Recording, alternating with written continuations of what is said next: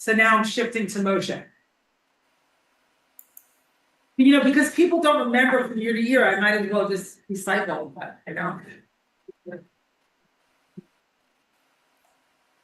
Okay, it is 8:45. Time to begin. Welcome, welcome to people in Zoom. Oh, thank you. Victor, at some point I'll need to plug this in. Here, and I have a plug, but I'm not sure. It's the right one, I did. Just 1 second, we'll keep it out. Here it is. I think this will work. I'm able to take this. No. No, oh, you know this by looking at it? Yes. No, okay, so.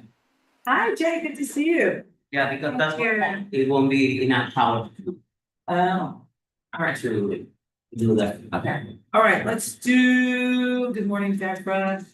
Let's share the blessing of Torah study, and we shall begin.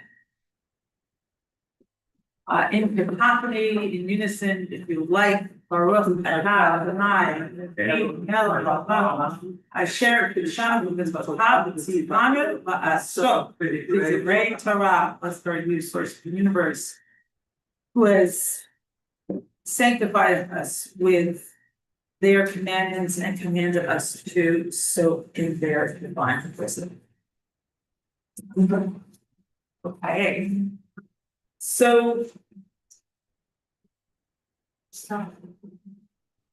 Amen. Amen. So this is a wild story. It's a wild parsha. It's called Balak. And it's all about a non-Israelite prophet. And interestingly enough, there is archaeological evidence of this prophet existing. There's an inscription of the somewhere. I don't remember the details, but if anyone does, put it in the chat. So that's interesting. And it's really a wild parsha because it's one of two. It features one of two talking animals in the Torah. So this time it's a talking donkey. Okay. And there's all kinds of intertextuality in the story, meaning all kinds of references to other places in the Torah, other narrative. So we will look at that, and then we'll look at that actually more than commentary, but then we have some commentary. So that's the big story. And we're going to focus on themes of seeing and striking. Seeing and striking. Kind of happen. So let's see what emerges, and I'm going to share my screen right now. Okay. To see, to turn, to strike, motion, and Bilam. But as Amy just reminded me, there are also lots of overtones of the Abraham story as well. So we start at the beginning of the show. And I think the beginning of the is actually verse 2. But in any case, I start from verse 1, just to give us a little context. And it says, "By Yisrael b'nei Israel, v'yachanu be'arbot Moab, ve'ever li'argei Yericho, the children of Israel marched on and encamped in the plains of Moab." So here they are, the plains of Moab. And suddenly the king of Moab sees them and has a very particular, and yeah, you guys even reaction. To seeing them, and let's see what he sees. Vaya. So again, that theme of seeing is also parsha. Balak ben Tzipor, Balak the son of Tzipor. It's called Sherasai Yisrael Amorite. So we saw what they did to the Amorites. Vaya. So military victory over the Amorites. Vayagar Moab mipnei ha'am ma'od. And sorry. So Moab, is the whole people, were an exceeding fear before the people of Israel. Why? Ki Rav, there are so many, Moab, b'nei Israel, and they felt dread before the children of Israel. So remember that here at the beginning of the book of Exodus, right? In the form of Pharaoh and the Egyptians and what unfolded there. And it's interesting, Aviva Zornberg, contemporary interpreter of the Torah, literary interpreter, talks about how like the project of leaving Egypt, it's not yet, right? It's always hanging by a thread. And always the Israelites are threatening to go backwards. So here's another threat to they're actually leaving Egypt and fully leaving Egypt and fulfilling that one. So by Yomer Moab El Zegnei Midyan, Moab and Moab said to the elders of Midyan, Atah Yilachachu Kahal and Pulse Vivo taken. Look now, the assembly will look up everything around us. Lick up. The Fof Ashore, it's Yerek Hasadeh, just as an ox would lick up the green, the grass of the field. Uvalabits for Melech Moab. At 8, I think, Zippor was king of Moab at the time. So this image of an ox looking up is really interesting. So it seems to indicate just like pull everything up from the roots so there's nothing left, like complete annihilation. And that verb for licking is a rougher verb than another one used in Torah, likika, right? So it's really like a kind of rough consuming. So clearly they're scared.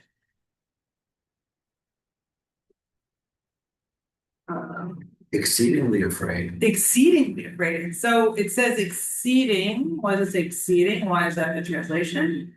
Right, because they are very scared. Exactly. Exceedingly scared. So, what happens when there's exceeding fear? So they, want to somehow relieve that fear. And in order to do that, they send messengers to Bil'am, right? This non-Israeli prophet. El Bil'am ben Beor Torah. So they send messengers to Bil'am ben Beor Torah. And Torah is an interesting name because it also refers to dream interpretation. So some people refer to understand this whole scene as a dream that Moshe had, which is kind of interesting. Asher al Hanan, Eretz b'nei Amon l'mor. Hinei am yatzam Mitzrayim, hinei ksei kisan et ein haaretz hu yoshev uli.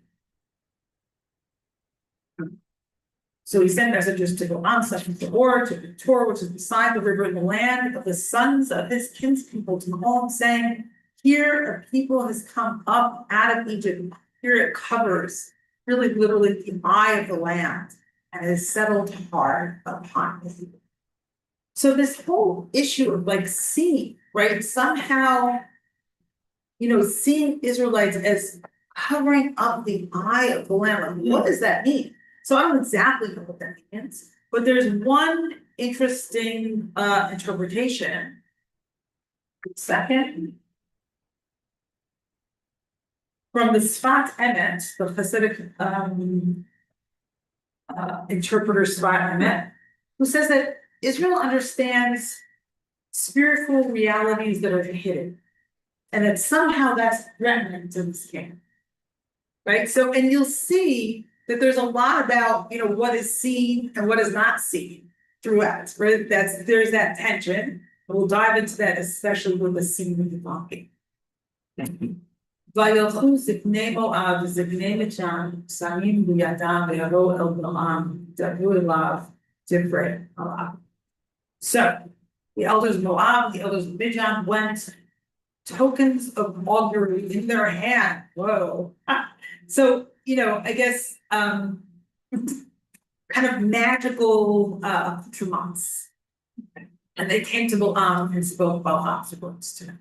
Peace offering. Maybe peace offerings, or maybe something to entice them. It's not clear. Oh, It's not clear exactly. Oh, there's lots of chat. Should I look briefly? I'm scared. Okay. Oh, okay, nothing that, oh, there's no, oh, the audio isn't good this morning. It's okay. I've already called Victor to come and check it out. So Okay, but we have Mo here. Mo, anything we can do about that? I can't be sure that what I would do about it is gonna work because I don't have headphones. I see. Switch over here. here I asked Victor, could we potentially turn off the original sound on the Owler computer? Because that might help with the echo a bit. Yeah.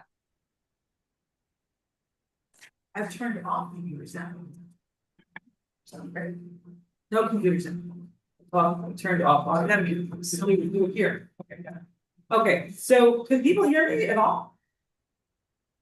Hey, we can hear you. Yeah. Uh-huh. Not well, okay. Okay, let's go on and see what Bilam says and what God says. So Bilam says to them, "Vayomer aleinu linu kol halayla, stay here the night. V'hashivoti etchem davar kasher yidaber Adonai Elai." And I will, get back to you about what God says. Vayishvu sarei Moab in Bilam, and the servants of Moab stayed with Bilam. There's a high pitched feedback sound. Oh, it's not good. Could it be related to the air conditioning?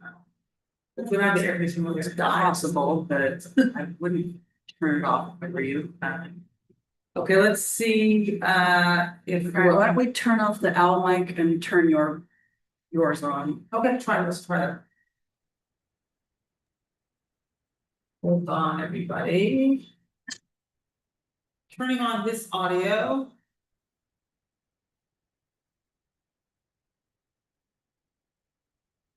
Mo, it says Zoom you.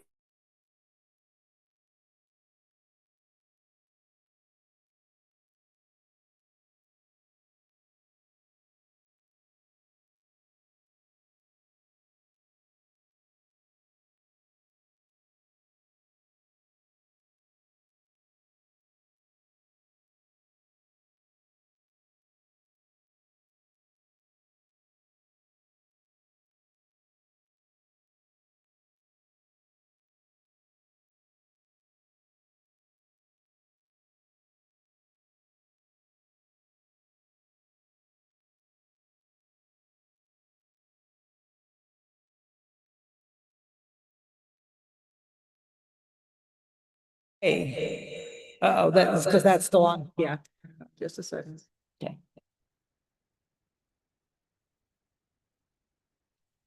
No, I turned that one back.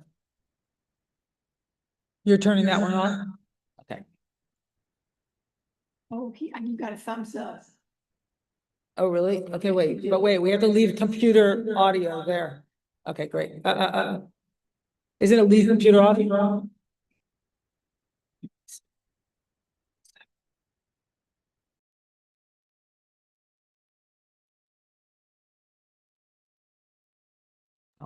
Turn the. Try now.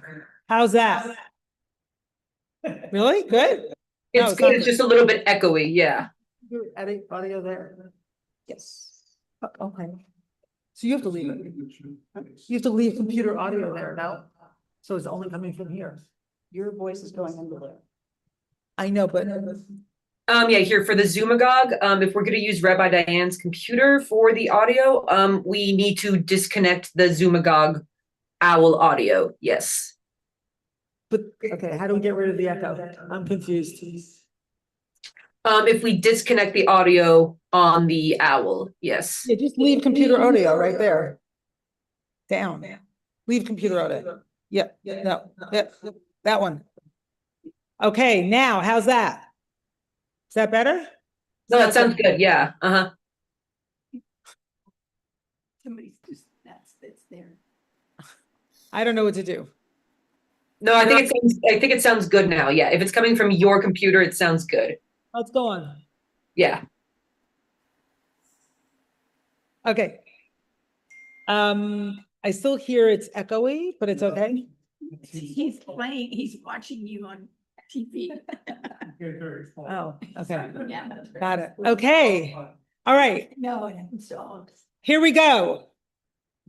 Vayomar Alehem, Linu po halayla. Oh, I did that already. Okay, stay with me. Vayavo, verse 9. Vayavo Elohim el Bil'am. Vayomer, mi anashim ha'elohim imach. So who are these people, God says to Bil'am, that are with you? Again, it's one of those questions like God asks in Genesis, like, where are you, to Adam and Eve, but knowing full well where they are. So it's like, inviting Bil'am to share his narrative. Vayomer Bil'am el Elohim, Balak ben Zippor melech Moab shalach elai. Bil'am said to God, Balak, son of Zippor, king of Moab, has sent to me. Hine ha'am hayotzei min Mitzrayim v'yichaset ein haaretz. Here are the people that came out of Egypt. It covers the aspect of the land. So again, that covering of the eye of the land, repeating that. And again, like this nation that comes out of Egypt, right? That's how they're identified. Ata lecha kivali oto. So now, curse them for me. Ulai uchal hilachem bo v'gerashti. And if he does that, perhaps I will be able to wage battle against it and drive it away. So there's that kind of depersonalization of the Israelites, right? They're a scary mass of people. Vayomer Elohim el Bil'am. And so Elohim says, the God says to Bil'am in verse 12, Lo telech imahem. You can't go with them. Like, don't go with them. Lo ta'hor ta'am ki baruchu.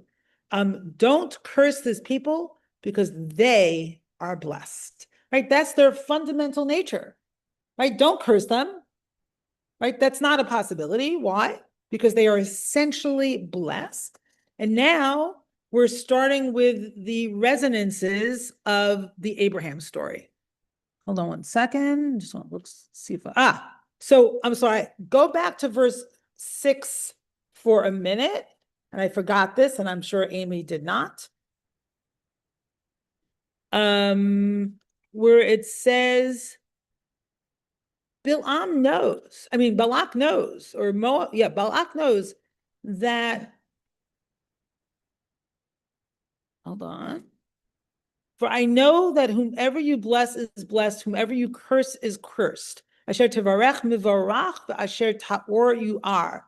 So that's already a resonance of what God said to Abraham, right? Whoever blesses, this people will be blessed, and whoever curses them will be cursed. So there's lots of resonance, and there's also lots of sort of narrative associations about who this people are, right? Coming out of Egypt, this whole issue of blessing and cursing. Let me just see what I missed in the chat. So Asher Chaim says in verse 11, the verb hayotze, leaving Egypt, is in the present tense. Exactly. 40 years after the Exodus. It's a long process. And this resonates with what Aviva Zornberg says.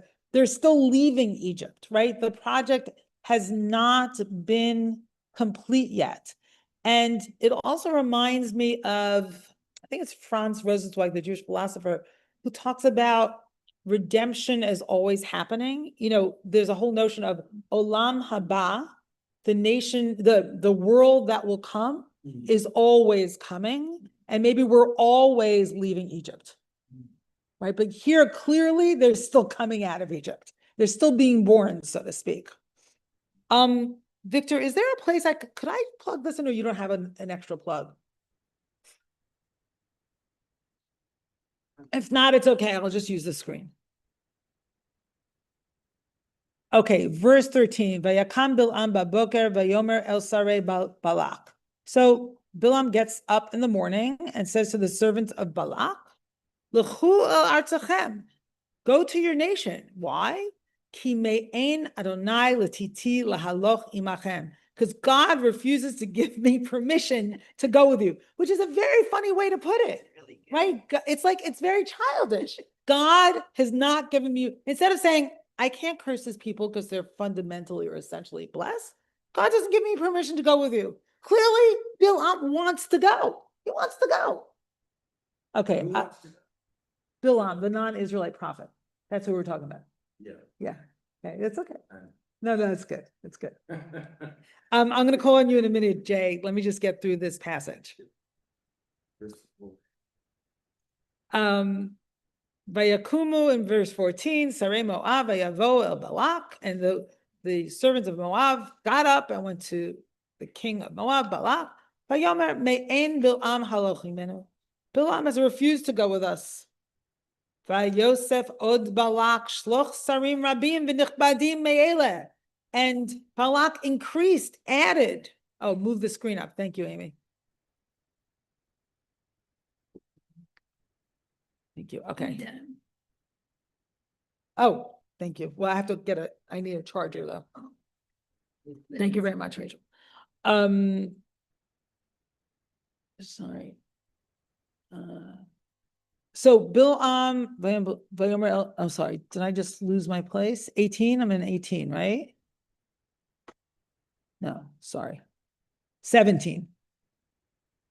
I'm sorry, no. No, sorry. I am actually in 15. So Balak sent more servants, many, and more dignified or more sort of respectable than the others, right? You know, sending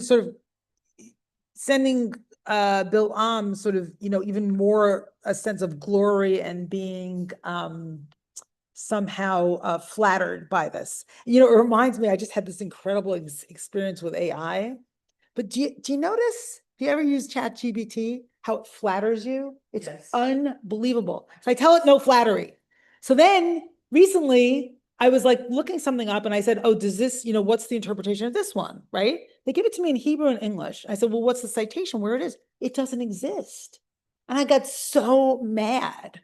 Right. And then I got so mad, I actually cursed AI out as if they were there. And then he sends me this long apology. You're right to be angry. I own what I did. And I'm like going crazy. So anyway, that's just an association to flattery.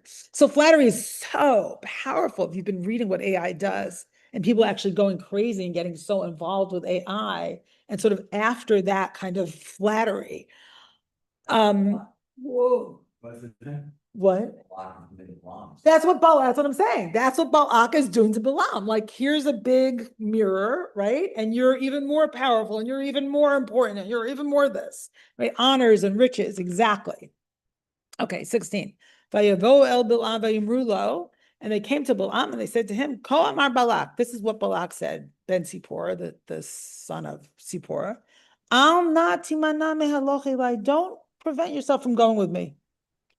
Why? 17. Ki kabed achabedcha ma'od, because I will honor you very much. Right? So there's a repetition of the verb for honor, and then it says ma'od, much. V'chol asher tomar elai e'esen. Anything you tell me, I'll do. Ulachana kavali etam hazeh. And now go curse this nation. Vayan Bilam vayomer el avdei Balak, and Bilam refuses and says to the servants of Balak, Imi tenli Balak melo beito kesef. Even if Balak gives me his whole house full of riches, right? Kesef, silver, zahav, gold, lo uchal avor pi Adonai. I can't go over. I can't cross. Thank you. The mouth of God, Elohai. My God, to do a little thing or a big thing, right? What God wants, that's what I can do. I can't do anything else. Thank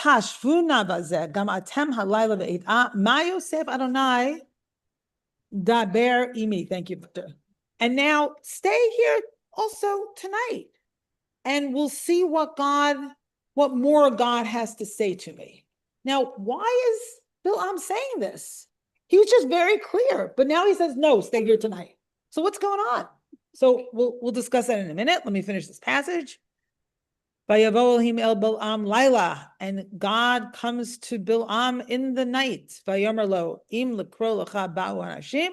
If these people came to call upon you, kum lechitam, get up and go with them. Va'ach et hadavar asher adaber elecha oto ta'aseh. And only the thing that I tell you, that's what you will do. So God says no. Bil'am tells them no. They ask again. Bil'am says no, but says, wait, let's see what God has to say. And then God says yes. So what's going on here? So that's the question for the moment. If you have ideas, put it in the chat. And meanwhile, I'm going to call on Jay. Shabbat Shalom. Just going back to the very beginning, as long as we're making all these connections with Egypt, in this episode, the exceeding fear is based on Ravhu, the multitude, how big and many there are. And if you go back to the very beginning of Exodus, first couple of verses, the whole thing that triggers the whole slavery episode was the Egyptian fear of how many the Bnei Moshe, Bnei Yaakov are getting, how big the Israelites are getting.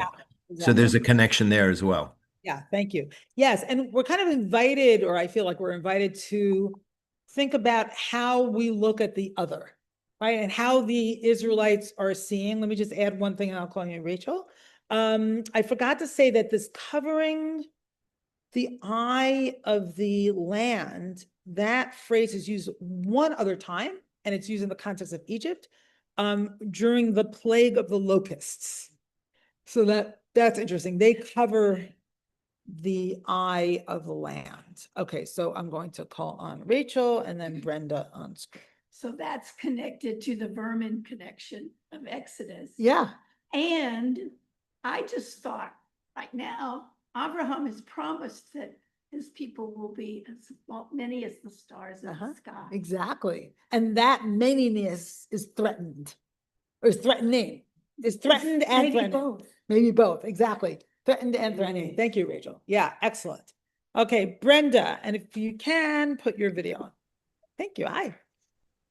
So I have a question. How is the God of Balaam the same as the God of the Hebrews? The way it's written, it's like the Hebrew God.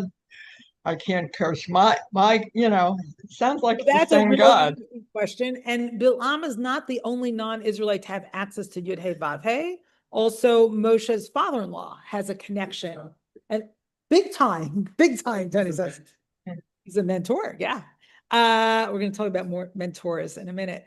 I think it's because God is not only the God of the Israelites, Yud Hey Vav Hey, but the creator of all the earth, right?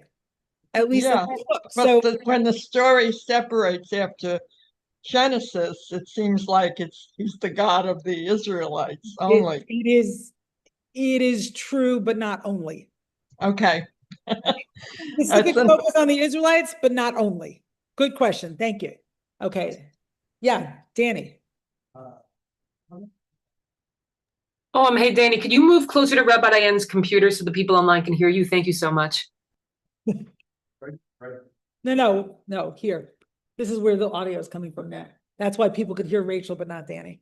So one of the things that jumped out at me today is this, like, in verse I guess 11, where like Bilam is explaining to God, he's like, look, these people came out of Egypt and they're covering the whole land. And I'm thinking about, like, we've had like 40 years of miracles. It's been like a very Israel-centric story. And this person who believes he has direct access to the divine is like telling the divine about all this. Like, the divine doesn't know. Like, have you heard about these Israelites? And I think it's just interesting, like, verse 11. Like, could we like, there's two ways to look at that. There's one that's like, there's this main Israelite narrative that this non-Jewish prophet isn't seeing. And that, like, God has to tell this person about. And another way of seeing it is just that, like, no one prophet is going to see all the narratives. And so, like, we have to, like, maintain some humility, because there's probably some other prophet somewhere else that that is seeing something that the Israelite prophets aren't seeing. You know what I mean? Yeah. So like, So this, like, all about seeing, and yet limited perspectives. Yeah, okay. Tony, Just one thing, this reminds me of your statement that God, quote the Almighty and the All-Knowing, knows where Adam and Eve are when he says, he, she, it says, where are you? But maybe. wait, can people on Zoom hear Tony? Oh, sorry. No. Just, just following up on what Danny said, maybe God's original "Where are you?" to Adam and Eve actually is not an almighty, all-knowing God, but that maybe somewhere buried in the nothingness of God, Ein Sof. Ein Sof, yeah. Ein Sof, God is actually fully innocent and suddenly doesn't know where Adam is and is asking, Beautiful. where did you go? Beautiful. And Kind of seeking the connection, like Which he is- lost the connection. Is which that what you're is- saying? yes, but particularly that God, in one sense, maybe isn't quite as all-knowing and almighty as we want to think it is, but is actually, among other things, and maybe mainly, the result of the full collective of beings from different perspectives. Oof, love that, love that, love And that, love that that. relates to the Sufi fable Conference of the Birds, where at the end they realize what they are seeking is actually themselves, the collective. Beautiful. So I want to say one thing about that. That's really beautiful, Tony, to imagine the divine as a collection of all perspectives and maybe even animal perspectives as well. And they have The perspective of I often rocks and minerals. the rocks and the right. I often think of the perspective of my dog. Like, how's my dog experiencing me? Right? Like, I often wonder about that. I didn't even mean it for it to be funny. But the other thing I want to say is that clearly in the Torah, Danny, do you mind putting that on gallery view? Danny, do you mind putting that on gallery view? What? Yeah, with that thing. Yes, exactly. Clearly in the Torah, God is not omniscient for the most part. Like God regrets and God seeks and God Not even asks omnipotent, and God omnipotent, really. and not omnipotent. Yeah. So God is a character in the Torah. And so the question often is like, how does the character of the Torah that is divine relate to God, the ultimate reality? All right, so that's always a question for me. Like one's limited and one's not. Rachel, what do you want to say? You have something to say? I'm just stunned with this. This is what I wanted to talk about when I came, because What's this? this is how is this prophet who clearly is getting communication from the Almighty, and we know that from Yeah. Adonai, and Yeah. that's a given in there, and Yeah. how can this be? And one Yeah. thing is that I think it relates to the discussion of the other as well. And then I'm blown away. I'm Rachel, you are. I'm Tony. Hi, Tony, I'm blown away by what you said. And right before you started From talking the one about love, this. it's not from me. Yeah. I wondered suddenly, does God also, God. Go on. he suddenly wondered right before you said that. So now I'm trying to mesh them together and I'm not totally successful yet. But right before you said that, I thought, could God also have small mind and large mind? Oh, wow. That's great. We're going to go on. That's great. Planted in this room, going on. Okay. Okay. No, I didn't mean to. No, that's good. I didn't mean to shut you up. I'm just saying like noted and we're going on. Beth, but no one's going to hear you unless you come here. Okay, let me just see what's happening in the chat while you do that. The folks in the room are looking at a synagogue full of blank camera off screens. If you need to have your camera, that's fine. Possible, please share your smile. Oh, beautiful. Thank you, Asher Chaim. I just feel like Asher Chaim, you partner with me in holding this room. Thank you. Okay, Beth. What I wanted to say pursuant to what Tony just said. Pursuant. Oh, yes. Sorry. And you're not even a lawyer. I'm not a lawyer. Thank God. There's a brainiac professor at Ohio State University, Stephen Lauer, who is working in really beyond nanoscale microgeochemistry. And he is finding that the distinction between what is alive and what is supposedly inanimate is really hard to distinguish when you get down to these itsy bitsy scales. What's his name? Stephen Lauer and his twin brother, whose name I forget, also Lauer, is also another brainiac at OSU. At any rate, I think it's really fascinating when you think about the consciousness inhabiting living creatures. And we have these supposedly inanimate things like soil and rock and on. And maybe they've got some consciousness too, especially if we can't tell if they're alive. Okay, excellent. And that's a good segue to what's going to emerge. So think about rock, think about donkey, think about striking, think about inanimate and alive, and let's go forward. Okay, number 3.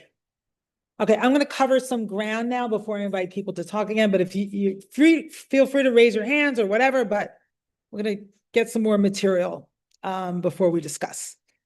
Okay, so here we go. This is actually one of my favorite passages in the Torah, and I hope you'll see why. So it says, verse 21, Vayakam Bil'am baboker vayachavosh et atono vayelech im sarei Moav. Bil'am arose at daybreak, he saddled his she-ass or donkey and went up with the nobles of Moab. So now, ding, ding, ding, literary connection. Who else saddles their donkey and leaves early in the morning? Abraham, exactly. And also has servants. Okay. Shh. Come on, let's focus. Vayichar af Elohim ki holechu. And God is angry because he went. What? What are you talking about? God just told him to go. You're angry because he went? Vayitzeatzev malach Adonai baderech lissatan lo. And God stationed this angel of Adonai in the way to kind of serve as an adversary or to thwart him. So this Malach Adonai is really interesting because that's also in the Akedah, because we have all kinds of overtones of the Akedah, the binding of Isaac narrative here. But we also see a Malach Adonai in the flame at the center of the bush. And there are other connections to that narrative as well, which we will see. And he's riding his donkey, and his 2 lads or servants are with him, which is also interesting because Abraham had 2 servants. Now we're back to seeing. Now who sees? The donkey. The donkey sees. It's Malach Adonai, the angel of God. So the seer doesn't see, the donkey sees. How wild is that? Nitzav baderech. So the donkey sees the angel of God standing in the way, or on the path. The charbosh lufa biyado, and his sword is unsheathed in his hand. Vatet ha'aton min haderech, and the donkey strays from the path. Vatelech basadeh, and starts walking in the field. Vayach Bil'am et ha'aton lahatotah hadarech. So Bil'am hits the donkey so that it goes back to the path. Now this is really interesting because this verb here, vayach, ties us to the last parsha where Moshe hits the rock. So here we have a hitting of an animal, and the last parsha we have a hitting of a rock. And what's this hitting? Like, what's going on? This striking is so striking. So we'll talk about that when we get, okay, actually we got through this passage. Actually, let me do the next passage before we discuss the connection to the rock and the donkey. But in both cases, Moshe and Bilam, they don't like what's going on, right? They don't want to be thrown off the path that they want to be on and the only path that they see, right? They're not seeing the other path. Okay, number 4, the donkey becomes a seer, but actually she already has. Vayamod malach Adonai b'mishol hakramim Gader mizeh v'gader mizeh. But Adonai's messenger stood in the furrow of the vineyards, a fence on this side and a fence on this side. So she's standing in a narrow path. But Tereha atonet malach Adonai. And she asks, saw Adonai's messenger, but tilchatz el hakir. So she presses herself against the wall. But tilchatz et regel Bil'am. And she presses the foot of Bil'am against the wall, el hakir. Vayosef lahakota, and he continues to hit her, he continues to strike her. Vayosef melach Adonai avor. But Adonai's messenger once again crossed over. Vayamod b'makom tsar asher ayin derech lintot yamin usmol. So the adversary is standing in a narrow place where there's no pathway to turn right or left. But Tereha atonet malach Adonai v'tirbatz tachat Bil'am. So the donkey saw the angel of God and crouches underneath Bil'am. V'yichar af Bil'am, and Bil'am is furious. Vayach et ha'aton b'makel, and strikes the donkey with a stick. So now here's the miracle of the parsha. Vayiftach Adonai et pi ha'aton. And God opens the mouth of the donkey, V'tomer Bil'am, and she says to Bil'am,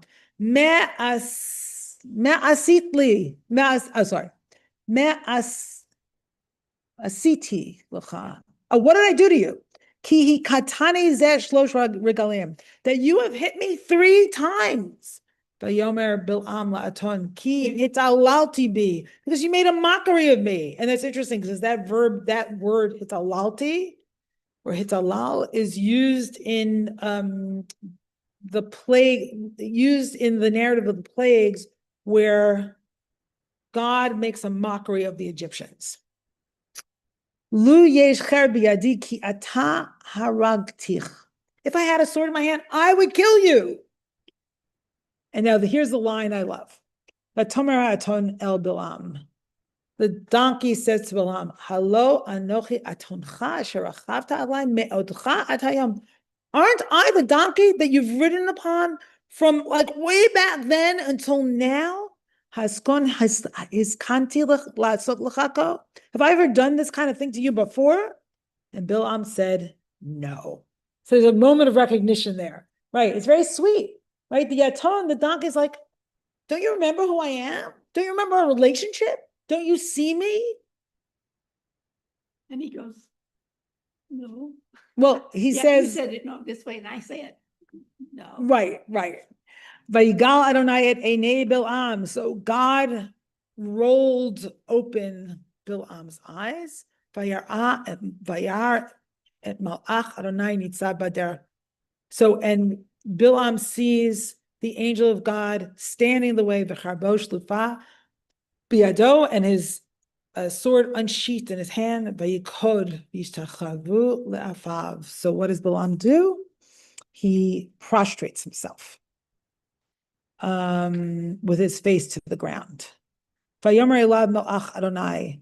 And the angel of God says to him, Ama hikita et atoncha. Why did you hit your donkey? Zeshlosh regalim.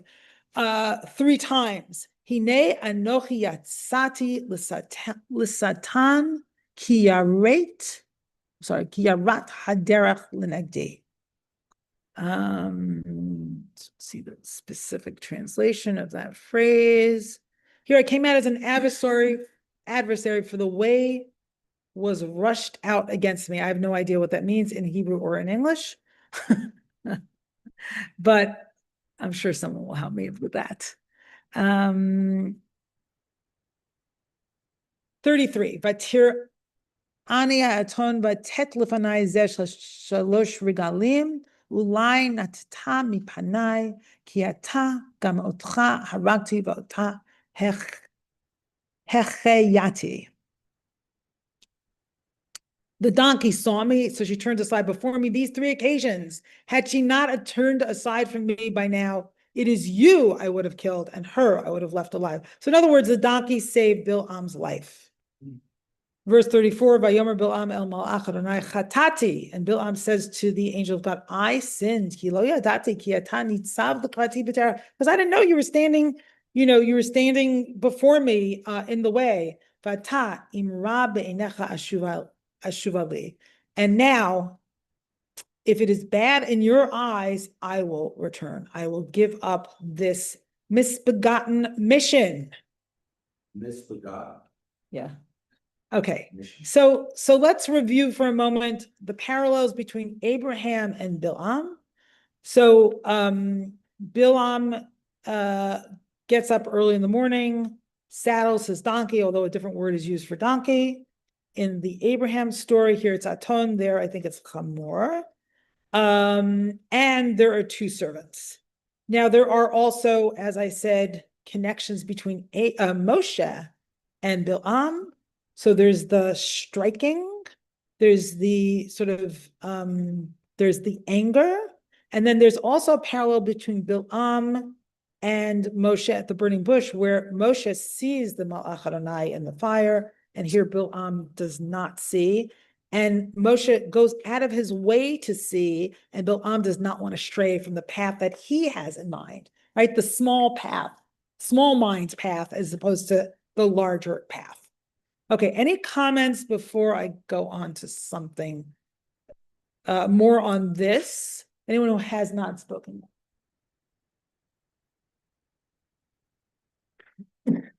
So on one hand, and I said this last night, it's kind of slapstick. On the other hand, I think there's something really beautiful and powerful going on here with, the donkey being able to see and being able to recognize the relationship between her and Bilam, where Bilam doesn't see any of that. Right? She's the teacher here. And she's not only teaching Bilam, but she's teaching us as well. And, and think about, those, I'm thinking, there's this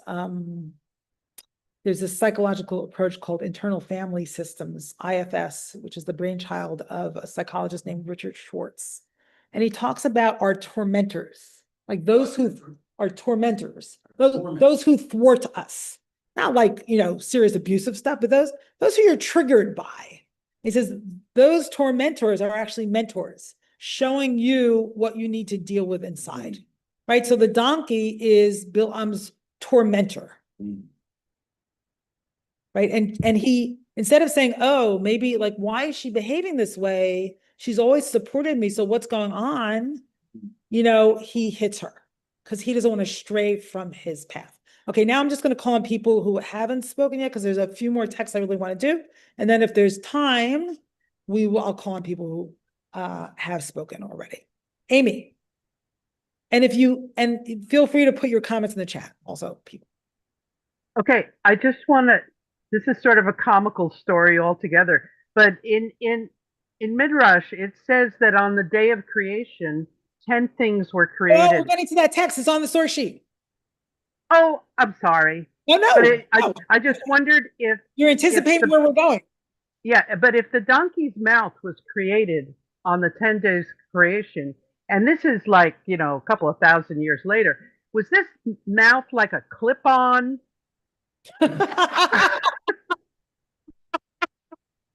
Amy, that is wild.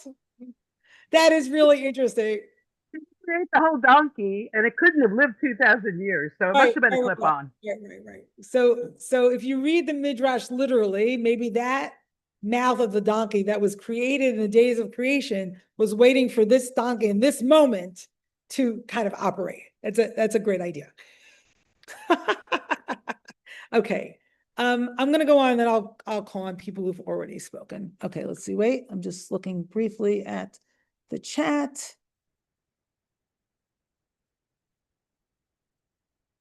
Okay.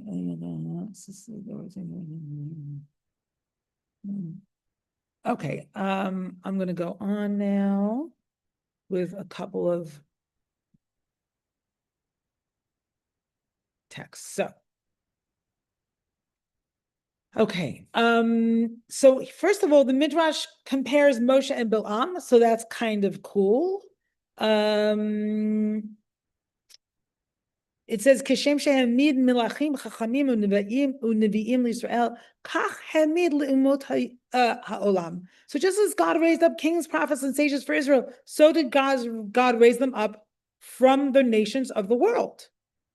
Hamid Moshe l'Yisrael shaya medaber imo kol zman shirtzeh. Raised up Moshe, to speak with God whenever he wanted. Hamid lachem Bil'am medaber imo kol zman shirtzeh. So also raised up Bil'am to speak to God anytime that he wanted. So here, at least, the tradition takes Bil'am very seriously and compares him to Moshe as having the ear of God. So that's really interesting. And sort of, really acknowledging that there are spiritual powers not only in the people of Israel, but beyond. Okay, so let's look at Moshe and how Moshe, some of the same literary elements are there, and Moshe does the opposite. Moshe sees. Moshe haya ro'etz etzon yitro chotno kohen Midian vayinhag el hatzon achar midbar vayavo el har Elohim choreva. Now Moshe tending the flocks of his father-in-law Jethro, the priest of Midian, drove the flock into the wilderness and came to Choreb, which is ultimately Sinai, also the mountain of God. Vayar'a malach Adonai elav, and a messenger of God appeared to him. Bilabat eish, in a blazing fire out of a bush. Vayar, and he saw. V'hinei hasne bo'er ba'esh v'hasne inenu ukal, and the bush is burning in the fire, but the bush is not being consumed.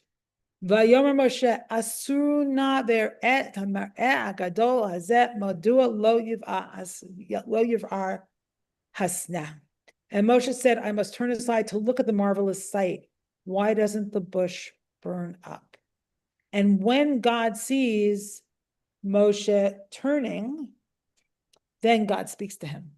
Now, that's the opposite of what Bil'am does. Bil'am doesn't want to turn to see. Bil'am is so stuck on the path, right? The path to riches and honor that he doesn't want to see.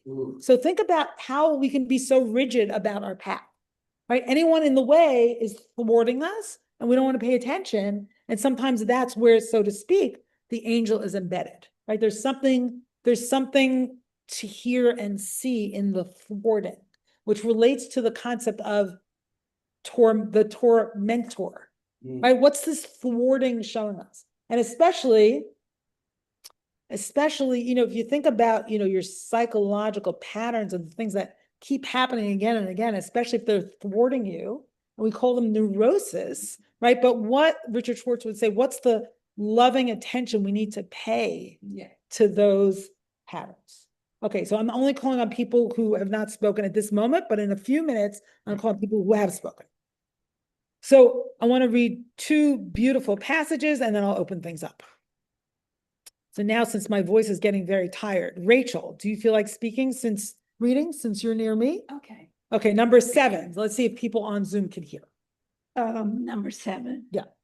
My voice isn't great. This is Rabbi Tali Adler from Hadar. I know. Really? I'm a huge fan of Learned her with Torah. her. Great. This more than missing the angel is Bil'am's flaw. He does not wonder why the creature he has worked with for so long is suddenly behaving in a new way. Instead, he uses violence to assert his will, trying to get her to behave as he requires. Neither relationship nor surprise have a role within Bil'am's world. Bil'am, a prophet for hire, that's interesting in itself, who uses sight as a tool to impose what he wants on the world, to bless or to curse as he has already decided, if he can, has no room for the unexpected, for new data the world might give him. And because of that, he can only see what he already assumes is there. Yeah. This is why, although they are both prophets, it is Moshe who is chosen to give the Torah. When we approach Torah as Bil'am does, using tools to try to force it to obey our will, to yield to the readings we have predetermined, we fail both Torah and ourselves. Torah demands first that we come to it with curiosity. It demands that we be willing to see the unexpected, to have our preconceived ideas upended. It is an overture from God that offers new possibilities to those who have the curiosity and the courage to notice the unexpected. Beautiful. Thank you so much. So what happens if you substitute the word life for Torah in this passage? Right? When we approach life as Bilam does, using tools to try to force it to obey our will, to yield the interpretations we have predetermined, life and ourselves. You know, so when are we willing, you know, there's so many days I'm late, get out of my way, I can't stop, right? Anyone who gets in my way, I'm mad at, right? Just like Bilam. But let's imagine living life a little bit differently with the ability to stop and turn to see. You know, even though we have, and I know I do so many obligations, I got to get there, you know, don't bother me. But I'd like to envision, I really like to envision a different way. Okay, so I'm going to stop and then we'll go to another passage. I'm going to stop and take comments. So Marilyn had her hand up. Yes. I'd sort of, it just struck me. I'd like to turn. It struck you. It struck me, that's right. That what if we say about Bilam, well, Bilam, like the donkey, if Bilam's talking to the angel or to God and saying, have I ever acted this way before? In this story, didn't I listen to you when you said not to go? I listened. When you said to go, I listened. Why? My question is, why is Bilam changed now? What is different about this scene that, why is Bilam triggered? Because I'm actually taking issue with the fact that we're saying Bilam is like this. No, Bilam is not like that. Bilam has been very receptive up to this point. What has changed now that all of a sudden Bilam is acting? What does Bilam see that we're not seeing? So I don't see Bilam as receptive until now. I see Bilam wanting to go from the beginning. But he's still listening. He didn't go at the beginning, and they're very He's careful. obeying. I'm not sure he's listening. It's a little bit different. Uh-huh. But still, I still think that's really interesting that like he's not a person that's saying, well, I'm going anyways. That's God, true. I think that's a good point. God told him to go. And I think maybe I was actually thinking of God hardening Pharaoh's heart. Like God almost saying, go, don't go. And that I think that what's happened, like God is opening the eyes and opening the mouth. There's, I actually am sort of looking at, yes, a narrowing of Bilam. His consciousness has changed. Usually he's open, but almost like whatever is happening has caused him to, okay, I gotta go. Like that. Some narrowing of the path has happened. I don't know. It just struck me for the first time. Literally, the path has narrowed because there's nowhere for them to. Exactly. So there's something about that I'm sort of interested in. It never struck me before. Yeah, it never struck me before. I think that God sends Bilam, and one way to look at it is to kind of let the reality unfold. It's like, okay, if you really want to do that, I'm going to let you do that so you can actually learn what there is to learn here instead of me just saying no. Mm-hmm. And then he learns it, but he learns it through pain and danger and being sort of, the hard way, being pressured, right? Being horribly pressured. Okay, there was a few other, anyone else who hasn't spoken would like to speak? I'm sorry, Danny, could you put on gallery again? Okay, so Jay, and then I'm gonna ask for quick comments from people Jay, sorry, Rob, who hasn't spoken, and then quick comments from people who have spoken. It's more of a question than a comment. This is a bizarre story. Bizarro. And that's a comment. The Torah uses very few words. Why do we want this bizarreness? Yeah. Story Yeah. about, Yeah. it's almost like Michigan. We can hear him online. Okay, so let me repeat what he's saying. He's saying it's a bizarre story. And what's the story doing here? Is that what you're asking? It's a little it's crazy story, but there has to be some type of message. I think there's already a message about seeing and being willing to see and paying attention to your donkey. And remember, Moshe hit the rock and Bilam's hitting the donkey. It's like when you don't like the way reality is, you try to force things. Right. And there's a disrespect there in both cases. My answer would be, so what? Like, so what? Really? No. Interesting. No, this is the story, but the big story is the story of a family that's becoming a nation. So there has to be a big message here because there's a lot of words. Stop and listen. Okay, hold on. I think there is, so here in this parsha, we're getting the understanding of who Israel is from the outside. And there's an assurance, right? It's a kind of fulfillment of the promise to Abraham. There's an assurance that they're blessed no matter what. They can't be cursed. And it's, at this sort of tenuous moment where like, will this project of leaving Egypt really happen? It's a moment of hope and reassurance to us, the readers of Torah. I love that. That works. I'm so happy. No, I love that message. I don't see it in the story. You don't see, but you didn't read the whole parsha yet. So we might get to some parts which communicate that. And I think it's interesting. In the beginning of the story, Balak wants to strike Israel, and then same word, and then Bilam strikes the donkey.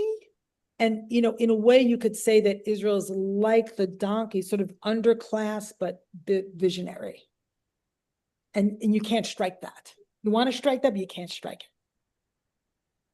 Nah, maybe. Okay.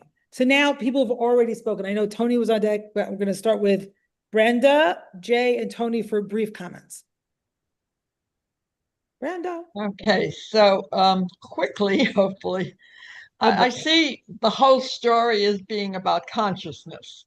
So the donkey is part of Balaam's consciousness. He's his animal consciousness. He's his instinct. He's his inner knowing. Beautiful. We're going to get to exactly that in a minute. Okay. Should I stop then? You know what? Let's read the passage, and if you have more to say, I'll come back to you. Okay. Thank you for asking. Jay. I'm just fascinated by the whole burning bush thing where it's used 3 times in 2, not to mention the phonic pun with the fact that Moshe is a shepherd, but the same word is used 3 times. In English, it's translated 3 different ways, but basically the angel appears to Moshe. Moshe notices the angel, and then Moshe says, I better look. And so it's an interesting process about, things appear to us all the time. We notice or not notice, and then we decide to really look or not look. So it's all the same word in Hebrew, but it's 3 different ways of seeing. Yes, absolutely. Thank you. And I think taking time to notice is reliant exactly on that sense of expansiveness of time. You know what happens when we're in a rush, right? You don't want to, I notice, like, when do I give money to people on the street? Not when I'm late. When do I see them on the street? Okay, Tony has something to say. So from a Jew to a Jewish Buddhist, What? Oh yeah, thank you. Thank you for remembering. From a Jewish Buddhist perspective, I'm reminded, among other things, of Hillel's saying, if you push against time, time will push against you. And if you stand beside time, time will stand beside you. And I'm also reminded of one of the great Zen masters of all time, Dogen, whose classic work is the Genjo, a few pages called the Genjo Koan, where he says, reaching out to the world is ignorance. Letting the world come to you is enlightenment. Ooh, beautiful. And in general, we're talking I and thou versus I and it. Like, so the last two things are Saul, who becomes Paul on the road to Damascus, maybe a little bit overstating when he says, the love of money is the root of all evil. But he's not overstating it by much. And the movie of our day that puts flesh on those bones is Sinners, where two decent guys, twins, which I am as well, are reaching a little too deep in the cookie jar, and they pay, both of them, very big prices. Okay, thank you. So as a quick response to what you're saying with the rock, God, with Moshe hitting the rock, God specifically says, and the rock will give its waters, right? It's God is presenting a model to Moshe, not of control and exploitation of the earth. And then Moshe hits the rock, right? Which, you know, when we learned this, I think in this class. Before and it worked. So Hold he on, just- I'm going to say that. Hold on. So in Exodus, right, God does command Moshe to hit the rock, but that's developmentally, right, makes sense since, you know, they had just come out of Egypt. Moshe is used to striking and using his staff. And now here, as they're about to go into the promised land, there's a different developmental moment. Something else is required. Living in the past. Okay, Richard wants to speak. And then a couple more texts and we have to close it up and go to services. Go ahead. I'm a little bit troubled by Bilam referring to God as Adonai Elohai, God my Lord, or Yud-Heh-Vav-Heh my God, Yeah, when he's really doing his own thing, wanting God to come along with his own agenda. And you know, I just don't know what that means, that he's adopting the Holy Blessed One as his God. I just Yeah, that's interesting, Richard. It makes me wonder if Bilam is doing the same thing to God that Balak is doing to him, which is flattery. Is he flattering God? Is he pretending to want to go along with the will of God, but really he has his eye on the riches and the honor? Yeah. So that's what comes to mind when you ask that. Thank you. Makes sense. Okay, so we're going back to the source sheet. And so this, I love this piece from Dr. Rachel Annisfeld's essay. Does someone online want to read this? Number 8. And this connects to what Brenda was saying. Anyone online want to read? I would read. It's Sharon Dolan. Great, Sharon Dolan. I said that and I don't have my glasses with me. That was really a dumb thing to say. I went in the other room for air conditioning. One second. Okay, I got him. Here we go. Okay. This scene is a great representation of our internal process. God is constantly sending us angels as messengers to guide us on our way so that we will know our true divine purpose and align with it. But we don't recognize the angels. Some part of us, the donkey intuitive bodily part, does see and know, but we don't listen. Instead, we punish the messenger, trying to control it and beat it into submission so that the situation becomes extreme and our pain increases. Let's unpack the parallels, starting with the most outer layer, Bilam's hitting of the donkey. This is indeed often our natural reaction to any problem, obstacle, or experience of pain. We get aggressive and controlling. We try to force it into submission, to make things go the way we think they should go. We try to whack the problem back into line. We have pain and we hit at the pain, making our suffering worse. We don't listen to the pain. We try to control it, to push it away through distraction and denial, to smother the symptoms with medication, to aggressively figure it out and fix it, to hit at it with blame and shame. There is so much aggression in our process, even in our self-help and even in our self-help process. This aggression doesn't work. It only makes things worse for us. Since we are not listening, the pain has to intensify to get our attention. The space gets narrower. Our sense of tightness and anxiety increases. We have less and less room to maneuver, and our body is caught in pain, like Bilam's leg squeezed against a fence. Nowhere to go. I think that's a beautiful interpretation of this passage in terms of our own, inner psychic dynamics.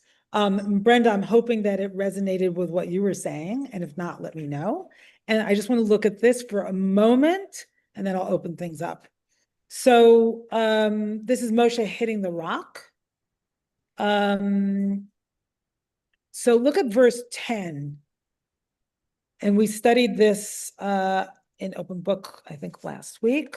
And it says, "V'yakilu Moshe v'Aaron et hakahal el pnei hasela." So God commands Moshe to talk to the rock and for the rock to give its waters, which I really love because it feels like it honors the rock.